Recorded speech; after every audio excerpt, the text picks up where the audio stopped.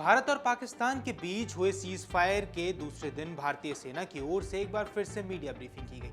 इस दौरान सेना के अधिकारियों द्वारा पाकिस्तान में चलाए गए ऑपरेशन सिंदूर के बाद पाकिस्तान की ओर से किए गए हमलों की जवाबी कार्रवाई के बारे में ज्यादा जानकारी दी गई। पाकिस्तान ने भारत के खिलाफ हमले में कई हथियारों का इस्तेमाल किया था, जिसमें चीनी हथियार भी शामिल थे। भारत के एयर डिफेंस सिस्टम में इन्हें ज्यादातर हथियारों को नाकाम कर दिया। मीडिया ब्रीफिंग में एयर मार्शल ए के भारती ने बताया कि पाकिस्तान ने भारत के खिलाफ हमलों में चीनी हथियारों का भी इस्तेमाल किया। ऐसे में चलिए जानते हैं कि पाकिस्तान ने चीन के किन हथियारों का इस्तेमाल किया था और उन हथियारों का क्या हश्र हुआ। भारत के पास कौन से वो हथियार हैं जिन्होंने पाकिस्तान को मुंह तोड़ जवाब दिया। नमस्कार, आप देख रहे हैं अमर उजाला और मैं हूं आपके साथ साहिल। बड़बोले पाकिस्तान ने हमलों को लेकर बड़े बड़े दावे किए, मगर किसी भी दावे को साबित नहीं कर पाया। पाकिस्तान की मानसिकता इस बात से पता चलती है कि सबूत मांगने पर पाक सरकार ने सोशल मीडिया का हवाला दे दिया। पाकिस्तान की शक्ति आखिर क्या है, सबसे पहले ये जान लेते हैं। तो आइए जानते हैं कि पाकिस्तान के हथियार कौन कौन से हैं। PL-15 air to air missile. भारतीय सेना ने बताया कि पाकिस्तान ने भारत पर China made PL-15 air to air missile का इस्तेमाल किया था।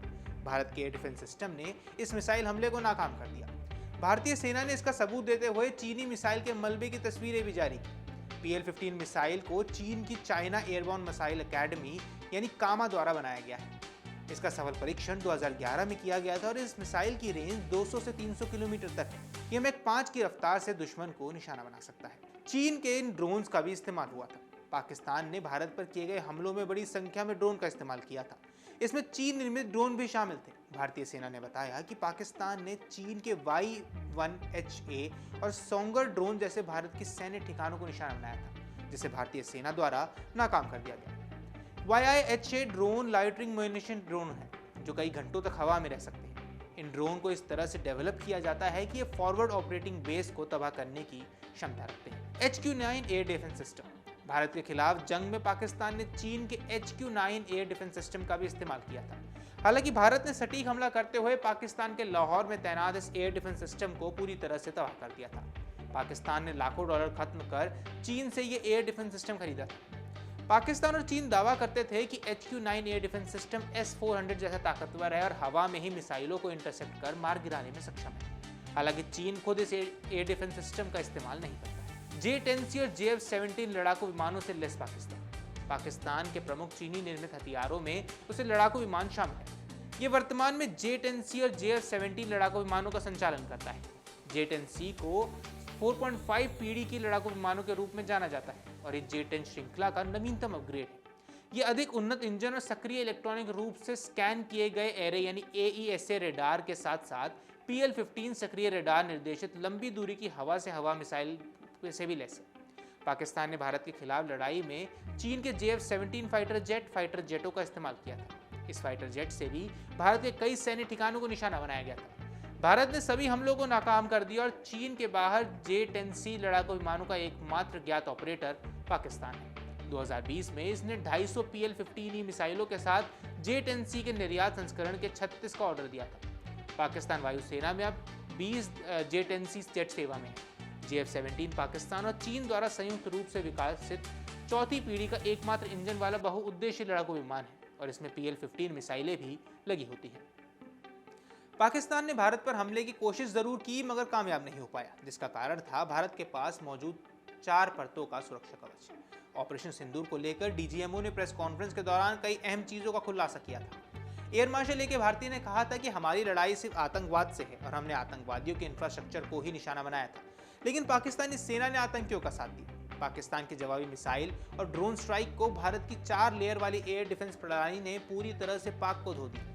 इसे आयरन डोम जैसी प्रणाली में S-400, आकाश, बराक 8, QR-SAM और V-SHORAD जैसे सिस्टम शामिल है। तो आइए आसान शब्दों में इस एयर डिफेंस लेयर के बारे में जानते हैं, जिसकी चर्चा दुनिया भर में आयरन डोम की तरह की जा रही है।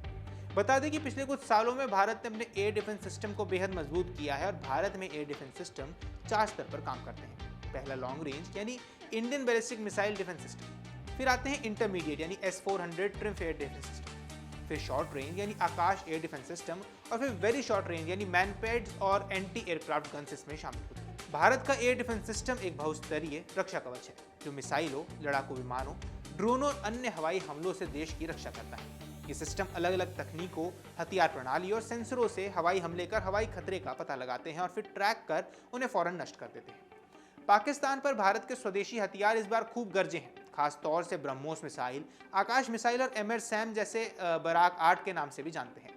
इन तीनों स्वदेशी मिसाइलों ने पाकिस्तान में न सिर्फ आतंकी ठिकानों को तबाह किया बल्कि पाक को उसकी हिमाकत का जवाब भी उनकी एयर स्ट्रिप पर बरसा कर दिया। राष्ट्रनाम से संदेश से पीएम मोदी नरेंद्र मोदी ने खुद इस बात का जिक्र किया। उन्होंने किसी भी हथियार का नाम लिए बगैर कहा कि इस बार मेड इन इंडिया हथियारों की ताकत दुनिया ने देखी है। तो आइए जानते हैं इन हथियारों के बारे में। BrahMos missile supersonic cruise missile BrahMos Bharat और रूस द्वारा विकसित की गई मिसाइल है जो जमीन, समुद्र, हवा और पनडुब्बी से लॉन्च की जा सकती है। इसका नाम भारत की ब्रह्मपुत्र नदी और रूस की मैस्कोवा नदी से मिलाकर रखा गया है। ये विश्व की सबसे तेज क्रूज मिसाइलों में से एक है। भारत के रक्षा अनुसंधान और विकास संगठन यानी डीआरडीओ इसका निर्माण कर रहा है। मैक 3 तक की गति, 500 से ज्यादा किलोमीटर की रेंज और उच्च सटीकता के साथ ये भारत का प्रमुख हथियार है। ये एक सुपरसोनिक क्रूज मिसाइल है जो 3700 किलोमीटर प्रति घंटे की रफ्तार से लक्ष्य को टारगेट कर सकती है। इसकी रेंज तकरीबन 800 किलोमीटर तक है, जो अपने साथ 200 से 300 किलोग्राम तक का वॉरहेड ले जाने में सक्षम है। इसमें जमीन, समुद्र और एयर से लॉन्च किया जा सकता है। ये दुश्मन के रेडार से बचने के लिए बेहद कम ऊंचाई पर उड़ने में सक्षम है और ये लक्ष्य से ऊपर से ही या सीधे हमला कर सकती है। आकाश मिसाइल सिस्टम भारत में निर्मित आकाश मिसाइल मध्यम दूरी की सतह से हवा में मार करने वाली मिसाइल है। इसे भी डीआरडीओ ने ही विकसित किया है और ये भारत की तीनों सेनाओं के पास है। ये एक सरफेस टू एयर मिसाइल है जिसकी रेंज 25 से 30 किलोमीटर है। ये 18 किलोमीटर ऊंचाई तक मार कर सकती है और इसकी स्पीड 3000 किलोमीटर प्रति घंटा है जो 60 किलोग्राम वॉरहेड ले जाने में सक्षम है। खास बात यह है कि ये मोबाइल, ट्रक, रेडार वाहनों से भी लॉन्च की जा सकती है। ये एक साथ कई टारगेटों को एंगेज कर सकती है। आकाश मिसाइल की खास बात यह है कि ये पूरी तरह से स्वदेशी प्रणाली है। ये मोबाइल यूनिट है और कहीं भी तैनात की जा सकती है। एयर डिफेंस सिस्टम के साथ काम कर सकता है और तुलनात्मक रूप से कम खर्चीला और प्रभावशाली होता है। एमआर सैम यानी बराक 8 ये सतह से हवा में मार करने वाली मिसाइल है जिसे किसी तरह के हवाई खतरे से बचाव के लिए तैयार किया गया है। ये भारत और इजराइल का संयुक्त उद्यम है। इसे डीआरडीओ ही बना रही है।